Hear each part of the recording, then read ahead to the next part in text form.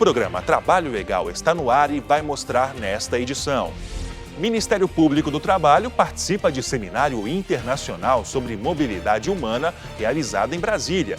Segundo dados das Nações Unidas, mais de 232 milhões de pessoas no mundo são migrantes. Lei proíbe revista íntima em funcionárias em locais de trabalho. As empresas que descumprirem a decisão poderão ser multadas em R$20 mil.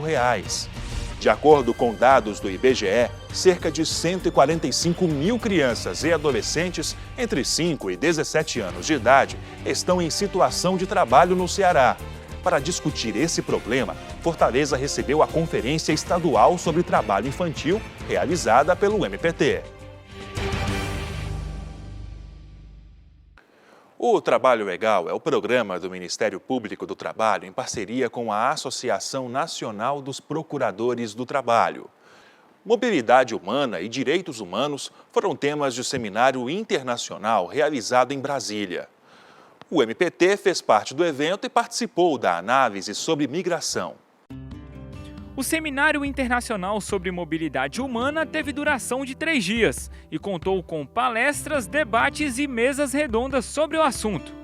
A vice-coordenadora nacional para a erradicação do trabalho escravo, Cristiane Vieira, representou o Ministério Público do Trabalho na abertura do evento. Desde que nós observamos que houve um aumento do fluxo migratório no Brasil nos últimos anos, houve a preocupação do MPT em atuar na proteção desses trabalhadores que se encontram numa situação de vulnerabilidade maior, pela invisibilidade, pela busca de melhores condições de trabalho no outro país.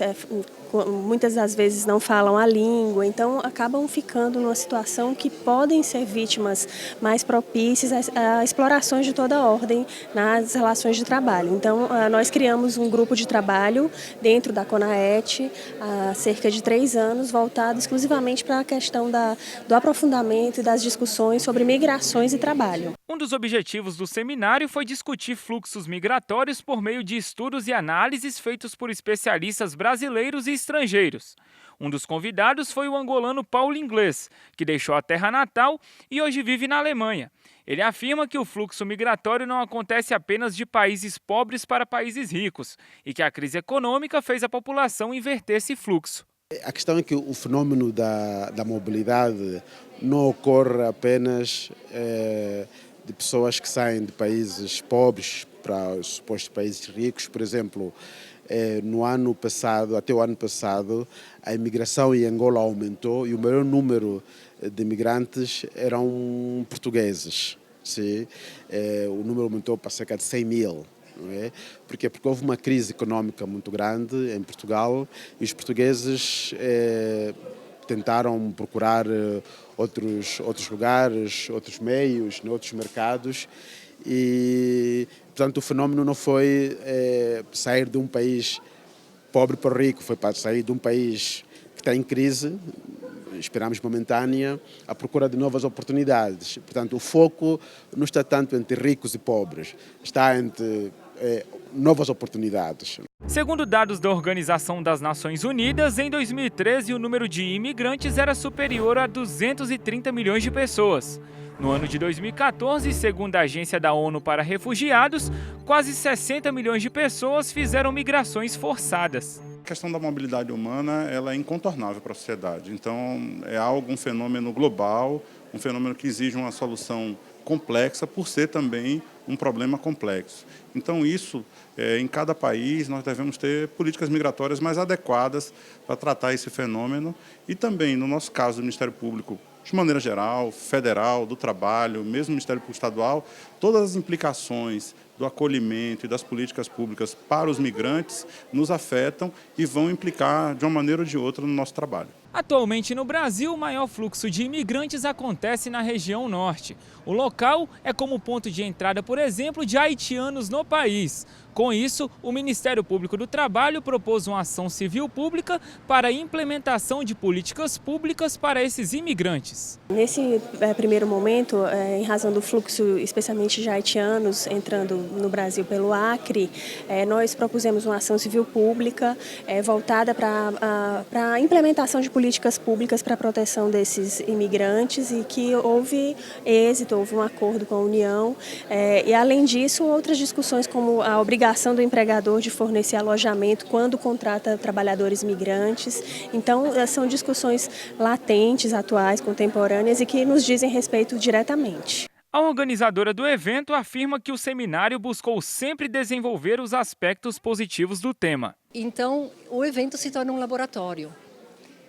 Se aprofundam reflexões, se aprofunda o conhecimento, se multiplica o conhecimento e se semeia para que novas pessoas, com novos pontos de vista, com novas metodologias, se aproximem da temática, com a capacidade de ver pessoas e não problemas, e com a sabedoria de tratar o tema na sua complexidade, e por isto buscando e ajudando a desenvolver os seus aspectos positivos. Já Cristiane completa afirmando que a troca de conhecimentos no seminário é importante para ajudar a melhorar a atuação do Ministério Público do Trabalho. Na verdade, novos parâmetros, novos horizontes, porque a universidade e a sociedade civil organizada sempre ampliam a nossa visão de mundo, a visão sobre esses problemas específicos, e esse diálogo é essencial entre teoria e prática, entre órgãos públicos, sociedade civil, universidade, doutrina. Então, tudo isso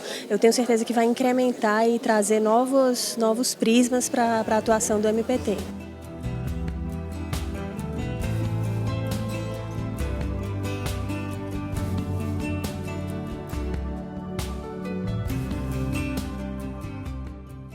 O espaço agora é dos chefes e patrões dispostos a colocar a boca no trombone para mandar recados aos empregados. Veja agora o que eles disseram.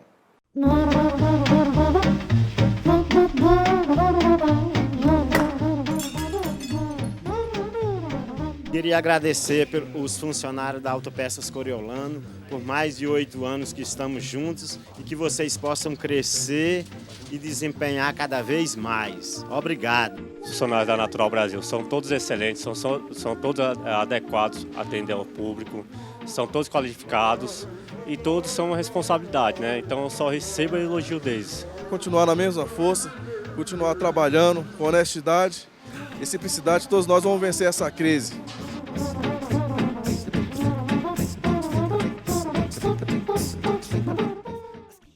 Você vai ver depois do intervalo.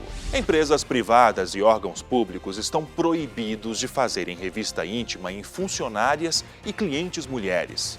Não saia daí, voltamos em 1 minuto.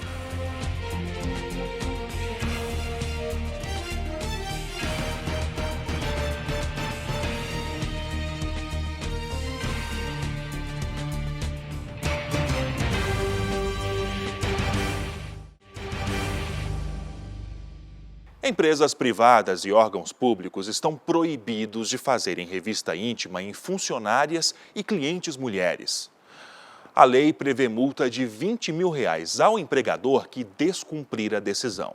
Regina não tem boas recordações do tempo que trabalhou como recepcionista de hotel.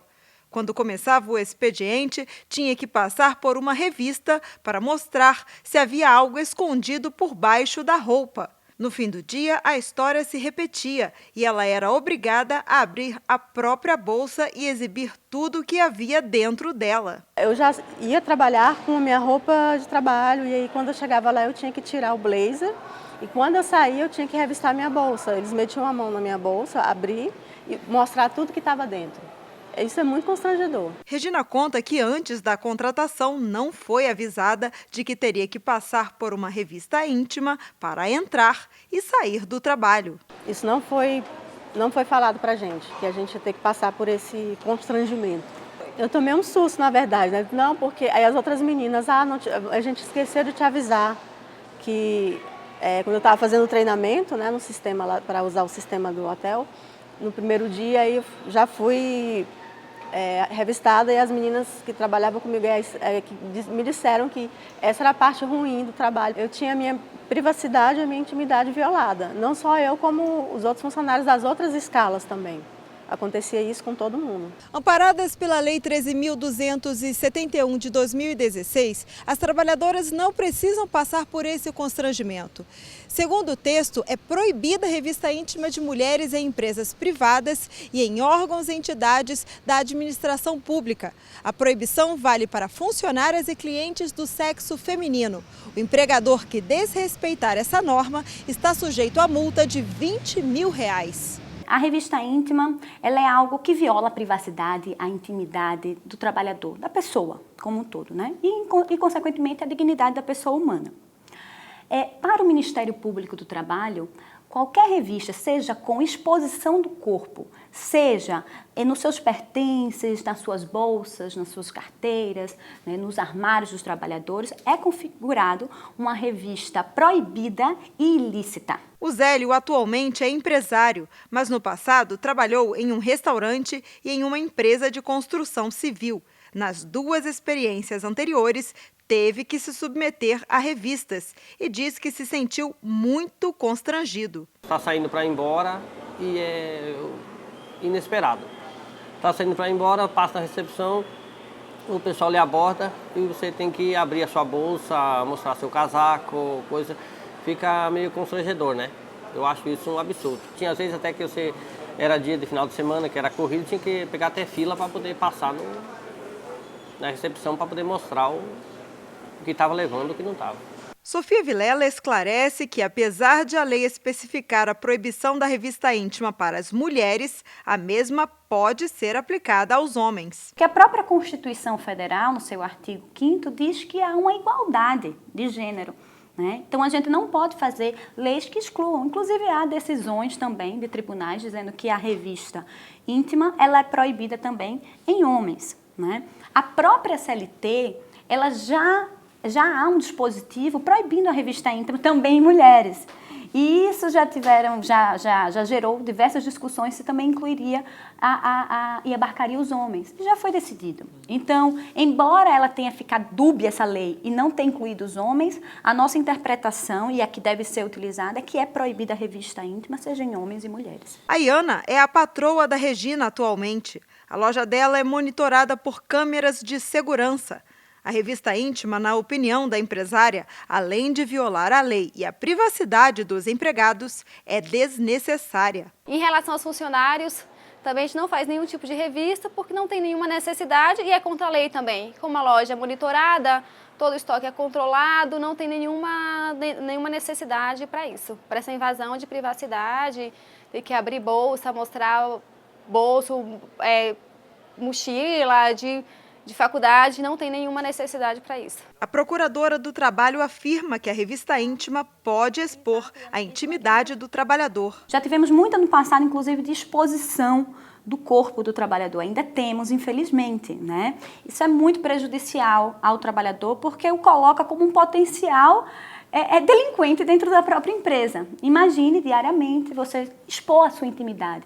Imagine, no caso especificamente de uma mulher, né, ter que abrir a sua bolsa tem toda uma história, tem toda a sua intimidade, né? Às vezes tem um remédio que você diariamente toma e que vai revelar quem você é ou alguma doença, enfim. Para Iana, obrigar um funcionário a passar por essa situação pode também comprometer o rendimento no trabalho. Não dá para violar o direito da outra pessoa.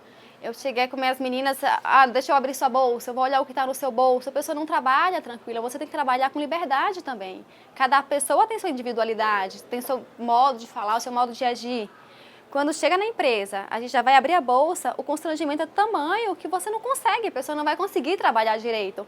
E ninguém consegue trabalhar com desconfiança. Zélio diz que jamais repetirá as experiências constrangedoras que viveu no passado. A empresa, se ela contratou, fez a entrevista, passou por o RH, passou por tudo, eu acho que tem que confiar no funcionário. E eu acho isso que, então é melhor você demitir o funcionário que você está desconfiando, do que você passar por todos os funcionários e passar por esse constrangimento. Né? Foi chato para mim, então hoje eu do outro lado da história, hoje eu vejo que isso não é necessário. Depois da experiência negativa, Regina aconselha a quem passar por isso que denuncie. Não deixar, não aceitar. Porque isso é muito constrangedor. Casos de revista íntima no ambiente de trabalho podem ser denunciados para o Ministério Público do Trabalho pelo site www.mpt.mp.br. Logo após o intervalo, trabalho infantil é tema de conferência realizada pelo Ministério Público do Trabalho no Ceará. Em 1 minuto.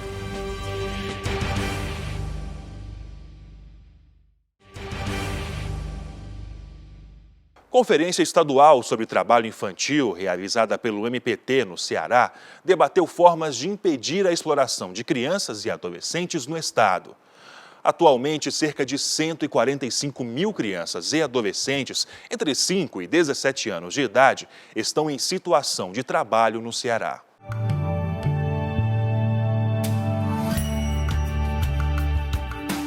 Com 13 anos de idade, eu poderia sim estar em casa, brincando com meu irmão, assistindo televisão, estudando, que é muito importante. Mas essa não foi a realidade. Era em festas infantis, nos bairros nobres de Fortaleza, que Gabriel passava os fins de semana. O que era diversão para outras crianças, para ele era trabalho. Eu comecei a trabalhar com 13 anos de idade como monitor de brinquedos. Ninguém nunca estranhou, essas pessoas não eram conscientes sobre uma criança estar trabalhando, cuidando dos próprios filhos dela. Como Gabriel, existem atualmente mais de 3.300.000 brasileiros, entre 5 e 17 anos, trabalhando.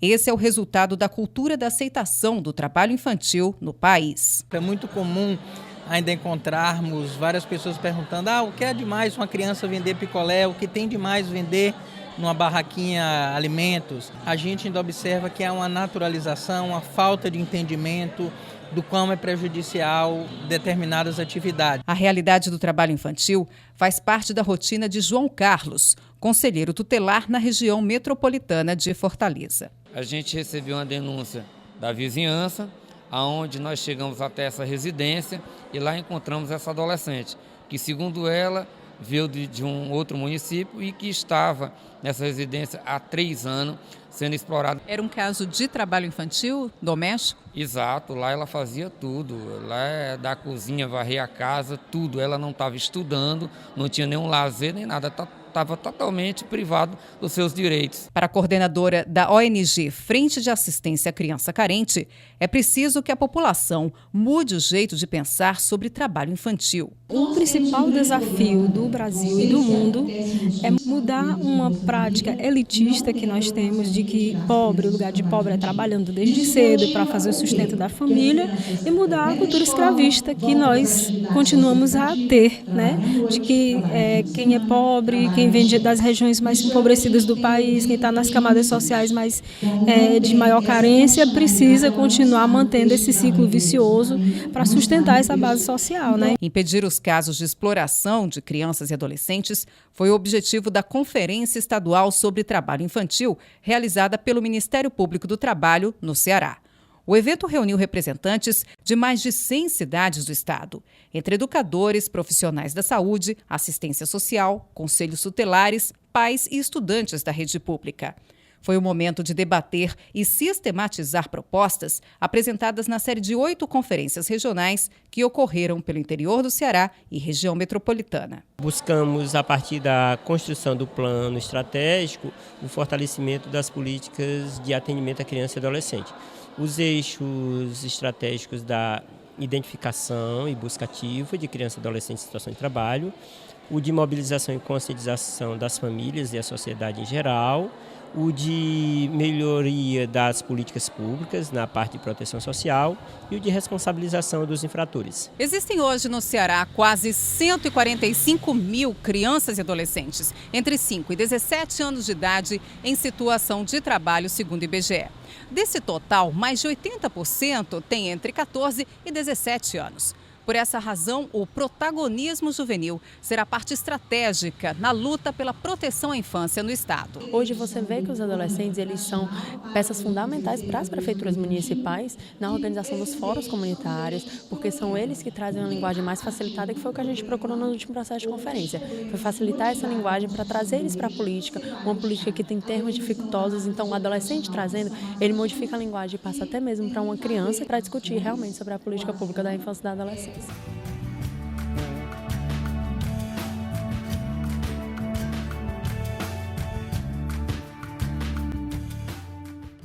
E agora uma notícia boa para quem vai ser pai em breve. Servidores públicos do regime estatutário e funcionários das empresas que fazem parte do programa Empresa Cidadã vão ter direito a 20 dias de licença paternidade. Ramon e Fernanda aguardam ansiosos a chegada do Bernardo, primeiro filho do casal. Mas esse não é o único motivo de comemoração. Ramon é servidor público e vai poder tirar 20 dias de licença paternidade para ajudar nos cuidados com a esposa e a criança. Eu acho importante porque hoje em dia a gente não pode mais deixar a cargo da mulher para fazer tudo, né? Então eu acho que você ter 20 dias é um tempo que você pode cuidar da mulher que teve um parto, né? Você pode ajudá-la na criação, no início da criação do bebê, né? Que como a gente é pai de primeira viagem, a gente não sabe o que tem que fazer, né? Tudo que está por vir, né? Então é uma ajuda, é um tempo a mais para a gente se organizar aqui e é muito benéfico para a gente. Ah, muito! Nossa, fiquei muito feliz, assim, a gente comemorou mesmo, né? A gente tinha lido uma notícia antes, mas assim, a gente gostou muito dos 20 dias a mais, né? Aí ele pega um pouquinho de férias, emenda, acaba ficando um período maior comigo, né?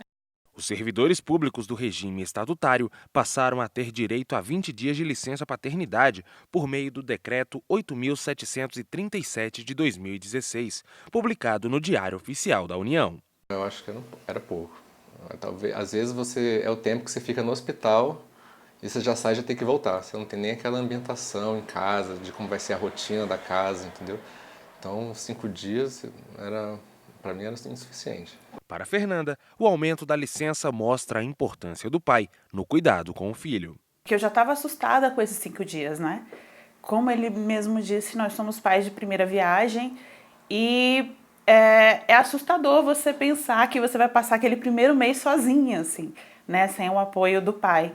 Então, quando eu fiquei sabendo, a gente ficou muito feliz. Eu ainda acho pouco porque eu acho que às vezes a gente subestima muito essa figura do pai, né? E ele é tão importante quanto a mãe. Então, assim, mas não deixa de ser uma grande conquista, um grande avanço. Vai ser bem importante, até mesmo para ele, estabelecer esse primeiro vínculo com o filho, né? De afeto, de carinho. A gente dentro ainda da nossa sociedade patriarcal, a gente tem uma diferença, desigualdade de gênero, a gente ainda pensa na mulher como a que sustenta a família, que é responsável unicamente por cuidar dos seus filhos, e isso se reflete na nossa legislação. É muito ainda há de se fazer. Isso é uma reafirmação de direito, é o início de uma discussão para que a igualdade ela seja estabelecida, para que a gente consiga essa ampliação também da licença de paternidade. Para conseguir a licença, o servidor público precisa requerer o benefício no prazo de 2 dias úteis após o nascimento do bebê. As mudanças também valem para quem obtiver guarda judicial ou adotar uma criança com até 12 anos incompletos. Durante esse período, o pai não poderá exercer qualquer atividade remunerada. Em março de 2016, também entrou em vigor a lei que aumenta de 5 para 20 dias a licença paternidade para os funcionários de empresas que aderirem ao programa Empresa Cidadã. Na verdade, isso é uma reafirmação, né, de que o cuidado com os filhos ele tem que ser feito não só pela mãe, mas também pelos pais, e por isso essa ampliação. E o que a gente pretende, né, e o que as pessoas lutam quando a gente fala principalmente em igualdade de gênero, é que se estenda ainda mais esse tempo e que não só se vincule ao programa Empresa Cidadã. Muitas vezes as empresas não vão aderir, embora o fato de aderir ao programa Empresa Cidadã faz com que a empresa possa deduzir do imposto de renda, mas é importante que isso se consolide, se discuta dentro da sociedade e se amplie para todos os tipos de relações de trabalho, todas as situações dentro das empresas. O André trabalha em uma empresa cidadã. e vai poder acompanhar de perto os 20 primeiros dias da filha, que nasce neste semestre. Já melhorou, né? Já melhorou, já é uma grande conquista, mas eu acredito que se pudesse melhorar mais ainda seria interessante, porque os primeiros dias de vida de um bebê são muito importantes e geram trabalho, a gente sabe disso. E a mãe muitas vezes ainda está debilitada por conta do parto, então o apoio do pai é muito importante nesse sentido. Sofia Vilela espera que os direitos dos pais só aumentem daqui para frente. Se a gente pensa que o objetivo é a proteção das crianças, isso deve vingar não só em relação às empresas que vão aderir ao programa de empresa cidadã, mas a gente espera que a legislação seja alterada, a própria CLT seja também alterada, para que amplie prazo, para que os pais, os homens também sejam responsáveis por seus filhos num período muito maior e assim auxilie na construção da sua família. Agora, com os direitos assegurados, Ramon espera aproveitar ao máximo a chegada do filho. Eu espero curtir bastante, né? Eu acho que é um momento assim especial, né? Então, ter 20 dias com ele ali, para mim vai ser perfeito.